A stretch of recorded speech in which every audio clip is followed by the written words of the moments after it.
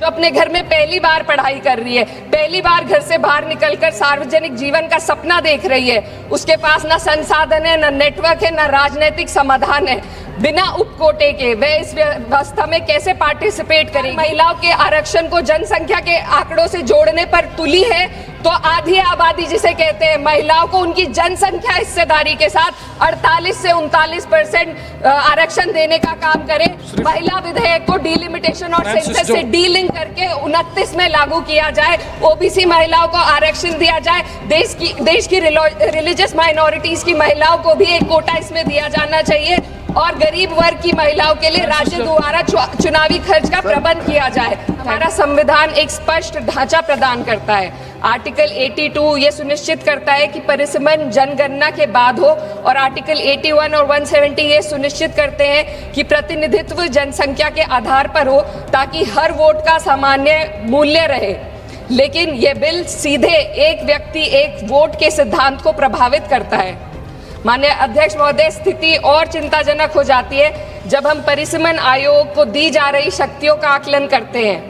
यह आयोग सीटों के आवंटन और निर्वाचन क्षेत्रों की सीमाएं दोनों का निर्णय करेगा और सबसे महत्वपूर्ण बात यह है कि इस निर्णय को किसी भी न्यायालय में हम चुनौती नहीं दी जा सकती।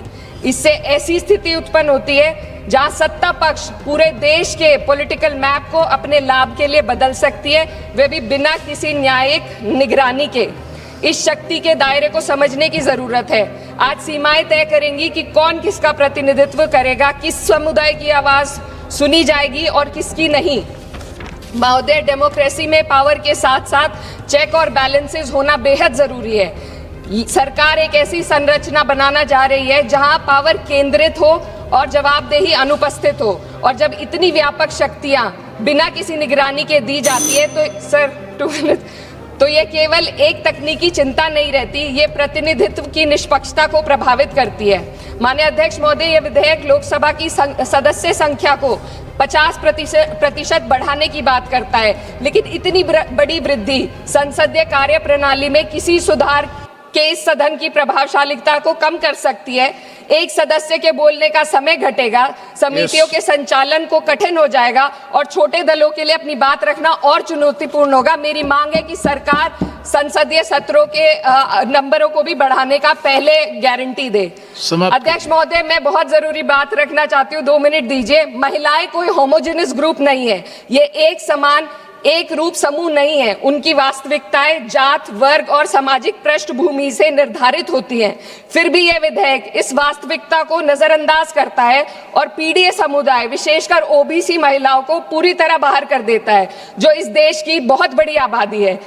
ये इस विधेयक की संरचना में एक गंभीर कमी है। सोचिए, एक ऐसी युवा महिला, सर 2 मिनट्स, जो पिछड़े वर्ग या अल्पसंख्यक परिवार से आती है, जो अपने घर में पहली बार पढ़ाई कर रही है, पहली बार घर से बाहर निकलकर सार्वजनिक जीवन का सपना देख रही है, उसके पास ना संसाधन है, ना नेटवर्क है, ना राजनीतिक समाधान है, बिना उपकोटे के वह इस व्यवस्था में कैसे पार्टिसिपेट करेगी जहां पहले से ही असमानताएं मौजूद है। ओबीसी उपकोटे के बिना इस आरक्षण का लाभ पहले से ही सुविधा संपन्न वर्ग तक ही सीमित रहेगा। वंचित समुदाय की महिलाओं को एक बार फिर हाशिए पर धकेल दिया जाएगा। अध्यक्ष महोदय, नेताजी स्वर्गीय मुलायम सिंह यादव जी ने हमेशा स्पष्ट रूप से कहा कि सामाजिक न्याय के बिना, ओबीसी कोटे के बिना महिला आरक्षण का लाभ सिर्फ एक सीमित दायरे तक रह जाएगा। मेरी इसी के साथ साथ कुछ मांगे हैं जो मैं इस सदन में रखना चाहती हूँ। महिला आरक्षण विधेयक की, sir, just too important. No, you have taken sir, 7 minutes. Important. No, sir, 7. Concluding. Already you have taken sir, 7 just minutes. Two important demands. No, sir, just 2 important demands. Conclude करो ना. डिलिमिटेशन और जनगणना के आंकड़ों को महिला आरक्षण विधेयक के साथ कोई संबंध नहीं है। यदि सरकार महिलाओं के आरक्षण को जनसंख्या के आंकड़ों से जोड़ने पर तुली है तो आधी आबादी जिसे कहते हैं, महिलाओं को उनकी जनसंख्या हिस्सेदारी के साथ 48 से 39% आरक्षण देने का काम करे। महिला विधेयक को डिलिमिटेशन और सेंसस से डीलिंक करके 29 में लागू किया जाए। ओबीसी महिलाओं को आरक्षण दिया जाए। देश की रिलीजियस माइनॉरिटीज की महिलाओं को भी एक कोटा इसमें दिया जाना चाहिए और गरीब वर्ग की महिलाओं के लिए राज्य द्वारा चुनावी खर्च का प्रबंध किया जाए। Thank you.